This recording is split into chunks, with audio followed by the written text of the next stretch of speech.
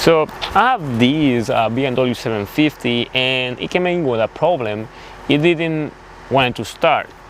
Without mind, I'm going to show you what you need to do to replace the starter on a BMW 750. It's going to be similar for all BMWs with N63 engines, X5s, 5 Series, 6 Series, or any other BMW that has N63 engine, the V8 twin turbo engine. Start removing the negative cable of the batteries.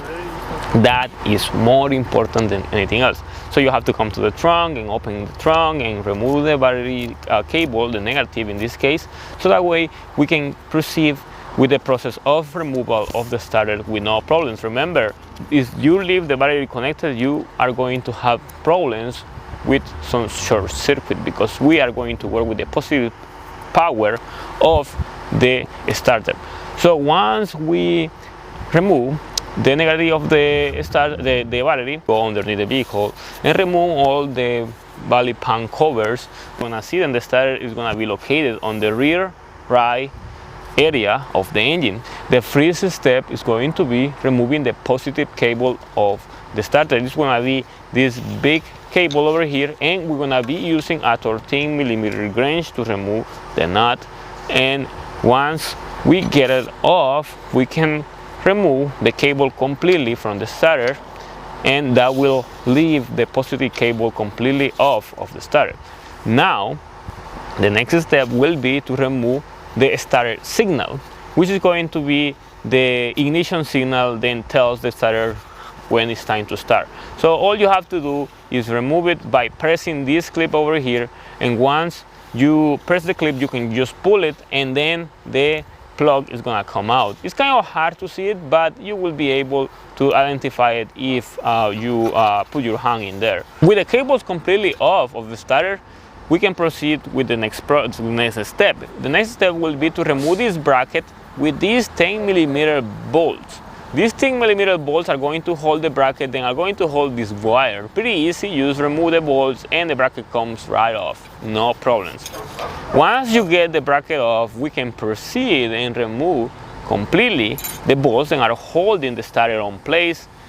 So we're gonna be using a E13 socket. This is a special socket for this special bolt. We are going to place the socket and release it to the left. Pretty easy. You can use a ratchet. It is not going to be super tight, and it's accessible. So you can see there's a lot of room, and you can do it by hand. There is no issues with that. There is only 2 bolts holding it. There is no more bolts holding the starter in other locations. So we remove the bracket and everything else, the cables and everything else. So that means then we are ready to remove the starter. Once we have the starter completely off, we are going to work its way out. We have to move all these cables out of the way, move it here, move it there, until you are able to remove it completely. It will be a little hard because you have to be careful with the cables that are going to be right next to the starter. You don't want to stretch it that much, and you don't want to pull them too hard, you know. So you have to be careful with those, and you just have to move the starter here and there, and then you're gonna be able to remove it completely from the engine. Once you have the starter outside, completely out, you are going to be able to remove it. But here's the issue. The starter won't come out because we have the exhaust pipe completely blocking the way of the starter. You won't be able to remove it just like that. You have to remove the downpipe that comes from the left and the downpipe that comes from the right. Both of them gotta come out in order to remove the starter. And also we have to remove the bracket that holds the exhaust pipe, the downpipes, right on the transmission. We have to remove these brackets in order to remove the downpipes completely, the exhaust pipe completely, and then we can get access to remove the starter. And now we can see then we have this completely removed, and we have room to remove the starter pretty easy. You can see we can slide it right off with no problems because we have the room. It's a very important point, and the exhaust has to be removed in order to remove the starter. And once we get it off, now it's pretty easy, the process, because we have to repeat the process but in the opposite way. Now we have to insert the starter, because now we have the exhaust pipe completely removed.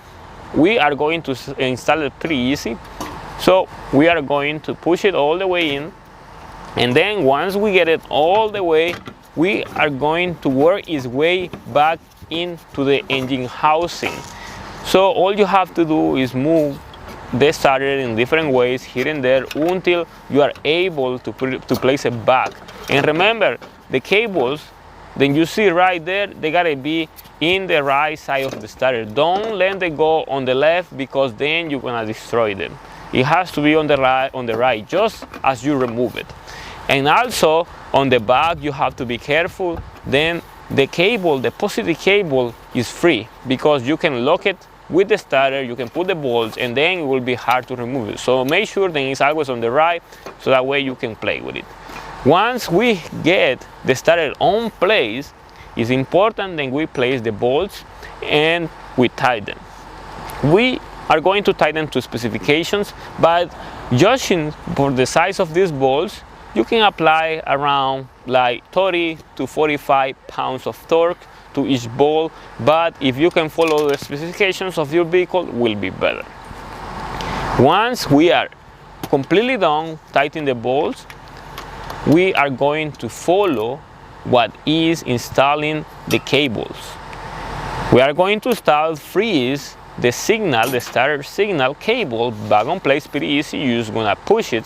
You have to feel the location, because you won't be able to see it. So you're just gonna play around until you get to the location, and then you're gonna push it.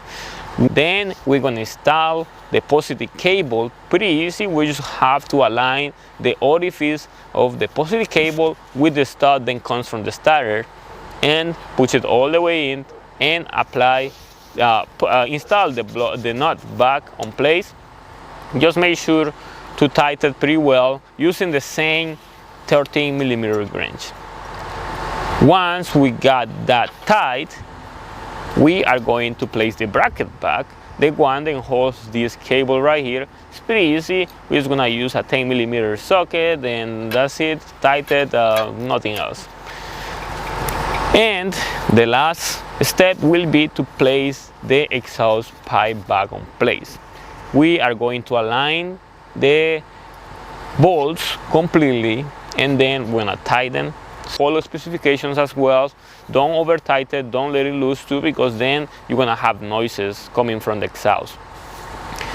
And with that, the starter is replaced.